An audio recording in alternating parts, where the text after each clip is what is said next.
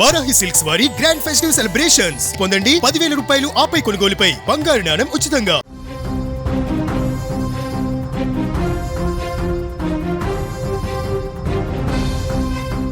అమెరికాలో జరిగిన రోడ్డు ప్రమాదంలో మృతి చెందిన మేఘన, భావన మృతదేహాలు శనివారం తెల్లవారుజామున వాళ్ళ స్వగ్రామాలకు చేరుకున్నాయి. మహబూబాబాద్ జిల్లా గార్ల మండలానికి చెందిన ఈ ఇద్దరు విద్యార్థినులు డిసెంబర్ 29న కాలిఫోర్నియాలో జరిగిన కారు ప్రమాదంలో అక్కడికక్కడే ప్రాణాలు కోల్పోయారు.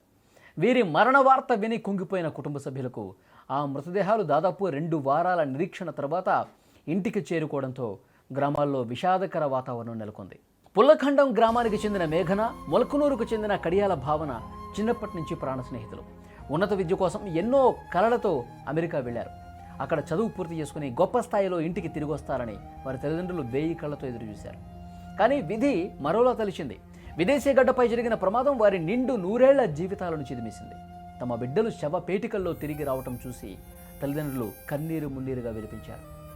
చిన్నప్పటి నుంచే విడదీయలేని బంధం కలిగిన మేఘన, భావనలకు వారి కుటుంబ సభ్యులు ఒకే చోట వీడ్కోలు పలకాలని నిర్ణయించుకున్నారు. గార్ల మండలం మొలకనూరు గ్రామంలోనే ఇద్దరికీ అంత్యక్రియలు నిర్వహించేందుకు ఏర్పాట్లు చేశారు.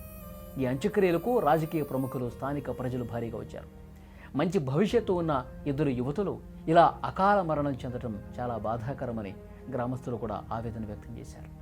వీళ్ళిద్దరూ 2 ఏళ్ల క్రితం ఉన్నత చదువుల కోసం అమెరికా వెళ్లారు. కోర్సులు పూర్తయ్యాయి. ఉద్యోగాల కోసం ప్రస్తుతం అక్కడే నివాసం ఉంటున్నారు. ఈ క్రమంలో క్రిస్మస్ ట్రిప్ కోసం వెళ్ళి కాలిఫోర్నియాలోని అలబామా హిల్స్ సమీపంలో కారు లోతైన లోయలో పట్టడంతో ఇద్దరు అక్కడికక్కడే ప్రాణాలు విడిచారు.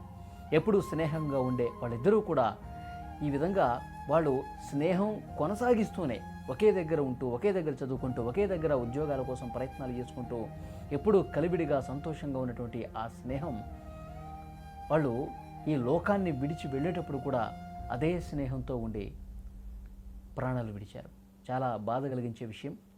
వాళ్ళు గ్రామంలో ఉన్నప్పుడు ఆ గ్రామాన్ని వదిలి దేశం దాటి అమెరికాలో కూడా వాళ్ళు తనువు చాలించే సమయంలో కూడా ఒకేసారి ఈ విధంగా జరగటం అనేది నిజంగా వాళ్ళ తోటి స్నేహితులు ఎవరైతే గ్రామంలో ఉన్నారో వాళ్ళు, వాళ్ళ కుటుంబ సభ్యులు, బంధువులు, వాళ్ళకి పాఠాలు చెప్పిన వాళ్ళు, తర్వాత ఆ గ్రామంలో ఉన్నటువంటి పెద్దలు, వాళ్ళ గురించి పూర్తిగా తెలిసినటువంటి వాళ్ళు, వాళ్ళతో అనుబంధం ఉన్నవాళ్ళు, వాళ్ళందరూ కూడా ఇంకా దీన్ని జీర్ణించుకోలేకపోతున్నారు.